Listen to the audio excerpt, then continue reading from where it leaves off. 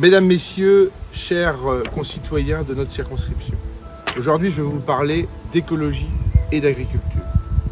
L'écologie, pour moi, ce n'est pas une opinion, c'est simplement notre survie. L'écologie dans la vie de tous les jours, c'est faire en sorte, évidemment, de réduire notre consommation, mais faire en sorte aussi de produire mieux et plus propre. Les principales mesures que nous vous proposons en matière de développement durable, elles sont simples. Il faut absolument que la gestion de l'eau soit publique. Il est anormal que des sociétés privées, aujourd'hui, soient délégataires de services publics, sans vision et sans gestion d'avenir.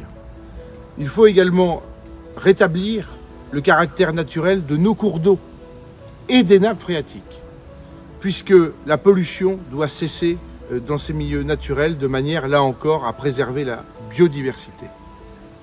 Nous devons également défendre nos zones naturelles, nos zones agricoles, de manière à réduire le mitage des terres qui aujourd'hui se font au profit de zones en réalité qui pourraient être concentrées. Il faut permettre à nos collectivités d'avoir une réflexion de manière à se développer en matière d'industrie et de commerce, mais aussi en préservant les terres agricoles. Il faut également préserver notre forêt. La forêt, dans l'ordre, nous connaissons, et elle est fondamentale. Aujourd'hui, les postes qui sont dans l'Office national des forêts ont été supprimés. Il faut absolument les recréer de manière à avoir des agents qui surveillent la diversité de nos arbres. On doit parler également d'agriculture. L'agriculture, dans l'ordre, on connaît. Ça fait partie de notre histoire. Ça fait partie aussi de notre économie et de notre avenir. Aujourd'hui, nous devons absolument défendre le modèle familial agricole. On doit permettre aux jeunes agriculteurs de reprendre les exploitations familiales face aux grands groupes qui aujourd'hui considèrent la terre comme un objet de spéculation financière. On doit instaurer des prix planchers et faire en sorte que notre réglementation dans le cadre de la loi Egalim soit respectée en France et empêcher la grande distribution de contourner la loi française en installant leurs centrales d'achat dans les pays étrangers. On doit faire en sorte également d'interdire l'importation de produits agricoles qui ne respectent pas nos normes et qui ne respectent pas également nos paysans.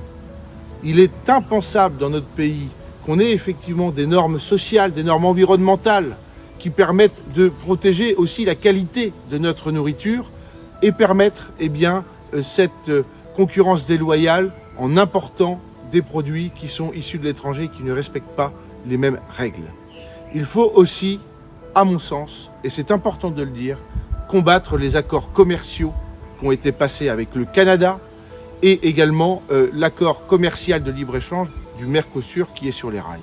Il faut s'y opposer puisque notre agriculture aujourd'hui produit bien et propre, en tout cas bien plus propre que l'agriculture de certains autres pays, et nous devons faire en sorte de protéger nos agriculteurs. Il faut également monter en gamme notre agriculture et soutenir la filière de l'agroécologie, du bio, soutenir aussi la conversion de nos exploitations en bio. Cette conversion a été malheureusement trop souvent abandonnée ces dernières années et il faut soutenir financièrement en permettant de reprendre la dette des exploitations agricoles traditionnelles de manière à l'intégrer dans une caisse nationale pour faire en sorte de financer cette conversion des exploitations en agriculteurs biologiques. Et enfin, il va falloir rétablir un plan de lutte contre le glyphosate. C'est fondamental, le glyphosate est un produit chimique qui est un poison et aujourd'hui il va falloir bien évidemment faire confiance à nos agriculteurs pour faire en sorte d'interdire et d'utiliser d'autres molécules qui seront bien plus respectueuses pour l'environnement. Enfin, parler d'écologie et d'agriculture, ensemble, c'est parler aussi de l'agrivoltaïque qui doit aujourd'hui nous permettre d'installer des panneaux solaires sur nos exploitations en partenariat avec nos agriculteurs, en leur faisant confiance, là encore pour permettre un mix énergétique.